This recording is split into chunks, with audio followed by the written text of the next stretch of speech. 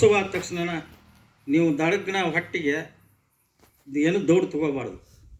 ಪಟ್ನ ನಮಗೇನು ಹಸುವಾಗೈತೆ ಅಂತೇಳಿ ನೀವು ದಡಗ್ನ ಊಟ ಮಾಡೋಕೆ ಹೋದ್ರೆ ಅಲರ್ಜಿಗಳು ಹಾಕವು.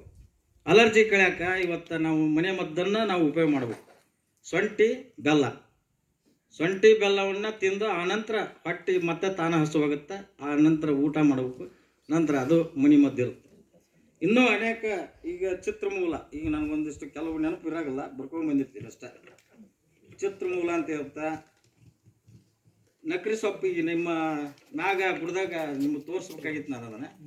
ನಕರಿ ಸೊಪ್ಪು, ಆ ನಕರಿ ಸೊಪ್ಪು ತಾಯಿ ಇವತ್ತು ಹಡಿದಿರ್ತಾಳ, ಮಲೆ ಹಾಲು ಹೋಗಿರ್ತಾವೆ ಅಂಥವ್ರಿಗೆ ಆ ನಕರಿ ಸೊಪ್ಪು ಗಡಿಗೆ ಒಳಗೆ ಕಲಿಸ್ಬೇಕು. ಮತ್ತು ಪಾತ್ರೆ ಒಳಗಲ್ಲ, ಅದನ್ನು ಒಂದು ಸ್ವಲ್ಪ ಉಪ್ಪು ಹಾಕಿ ಕಲಸಿ ಬ್ಯಾಳೆ ಹಾಕಿ ಕುದಿಸಿ ಅದನ್ನು ತಿನ್ನೋದ್ರಿಂದ ಹೆಣ್ಮಕ್ಳಿಗೆ ಚಲೋ, ಗಂಡ್ಮಕ್ಳಿಗೆ ಚಲೋ. ಗಂಡ್ಮಕ್ಳಿಗೆ ತಾಕತ್ತಾಗತ್ತೆ, ಹೆಣ್ಮಕ್ಳಿಗೆ ಮಲೆ ಹಾಲಾಗತ್ತೆ. ನಂತರ ಇನ್ನೊಂದು ನೆಲವೇರು ಬೇರಿಂದ ಹೇಳಿದ್ದು ನಿಮ್ಗೆ,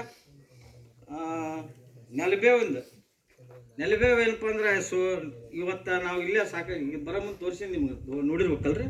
ನೆಲಬೇವು ತಿಂದ್ರಲ್ಲ, ಅದು ನೆಲಬೇವು ಇವತ್ತು ಏನಪ್ಪ ಅಂದ್ರೆ ಅದನ್ನು ಸ್ವಲ್ಪ ಹುರಿಬೇಕು. ಅದನ್ನು ತಪ್ಪಲನ ಹುರಿದು ಸಣ್ಣಗೆ ಜಜ್ಜಿ ಜೇನುತುಪ್ಪದೊಳಗೆ ನಾವು ದಿನ ಸೇವಿಸಿದ್ರೆ ಸ್ವಲ್ಪ ಸಕ್ಕರೆ ರೋಗ ಕಡಿಮೆ ಆಗುತ್ತೆ. ಅಲ್ಲಿರ್ತಕ್ಕಂಥ ಮೈ ಒಳಗೆ ನಾವೇನು ದನವಾಗಿರ್ತೈತಿ, ಆಯಾಸ ಆಗಿರ್ತೈತಿ, ಆಯಾಸ ಕಡಿಮೆ ಆಗುತ್ತೆ, ರಕ್ತ ಶುದ್ಧೀಕರಣ ಆಗುತ್ತೆ. ಆ್ಯಂಟಿಬ್ಯಾಕ್ಟೀರಿಯಾಗಳು ಮನುಷ್ಯನಲ್ಲಿ ಒಳಗೆ ಏನು ಆ್ಯಂಟಿಬ್ಯಾಕ್ಟೀರಿಯಾಗಳು ಇರ್ತವೆ ಅವೆಲ್ಲ ಸಾಯ್ತವೆ.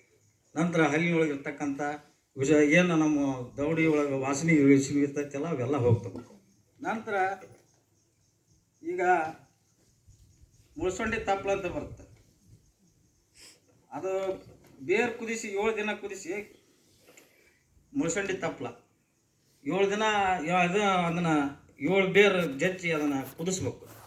ಕುದಿಸಿ ಅದನ್ನು ನೀರು ಕುಡಿಸೋದ್ರಿಂದ ಕೆಮ್ಮು, ವಾತ, ನೆಗಡಿ, ಆನಂತರ ಮಲಬದ್ಧತೆ ಇವೆಲ್ಲ ಹೋಗ್ತವೆ. ಇನ್ನೊಂದು ಏನಪ್ಪ ಅಂದ್ರೆ ನೆಲವರಿ ತಪ್ಪಲ, ಅದು ಮಲಬದ್ಧತೆ ಹೋಗುತ್ತೆ ನೆಲವರಿ ತಪ್ಪಲಕ್ಕೆ. ನಂತರ ಮಂಗ್ರೋಳಿ ತಪ್ಪಲ, ಅದು ದನಕರಕ್ಕೆ ಮುಂಗ್ರೋಳಿ ತಪ್ಪಲ ಯಾಕೆ ಬರ್ತಪ್ಪ ಅಂದ್ರೆ ಅದು ಕುಂದು ಮತ್ತು ಜ್ವರ ದನಕರ ಇದ್ದವ್ರಿಗೆ ಹೇಳ್ತೀನಿ.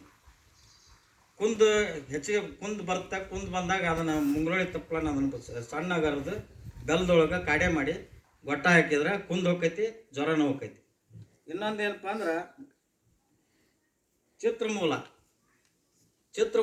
ಇವತ್ತು ಎಲ್ಲ ಹಳ್ಳಿಗೂ ಸಿಗುತ್ತೆ. ಚಿತ್ರಮೂಲ ಅಂದ್ರೆ ಈಗ ಕಪ್ಪತ್ತು ಗುಡ್ದಾಗ ಅಷ್ಟಲ್ಲ, ಎಲ್ಲ ಹಳ್ಳಿ ಇರ್ತೈತೆ. ಅದ್ರ ಬಳ್ಳಿನ ಕಾಮಣಿ ಬಳ್ಳಿ ಕಟ್ತಾರೆ, ಕಾಮಣಿ ಹೋಗ್ತೈತಿ. ಆನಂತರ ಇನ್ನೊಂದು ಇಂಗಳ ಹಣ್ಣು ಅಂತ ಸಿಗುತ್ತೆ. ಇಂಗಳ ಹಣ್ಣು ಅದು ಕಾಮಣಿನೂ ಹೋಗುತ್ತೆ. ಅದಕ್ಕೆ ಒಂದು ಸ್ವಲ್ಪ ದಿನ ಅದು ಗುಳಿಗೆ ಗುಳಿಗೆ ತಗೋಬೇಕು. ಅದನ್ನು ಹೊಟ್ಟೆನೂ ಸ್ವಲ್ಪ ಸರಿಪಡಿಸುತ್ತೆ. ಈಗ ಒಳಗೇನು ಲಿವರ್ ಬಾವಿಗೆ ಬಂದಿರೋದಿತ್ತಲ್ಲ ಅದು ಸರಿಪಡಿಸುತ್ತೆ. ಇಂಗಳ ಹಣ್ಣು ಹೊಟ್ಟೆನೂ ಹೋಗುತ್ತೆ ಅದಕ್ಕೆ. ನಂತರ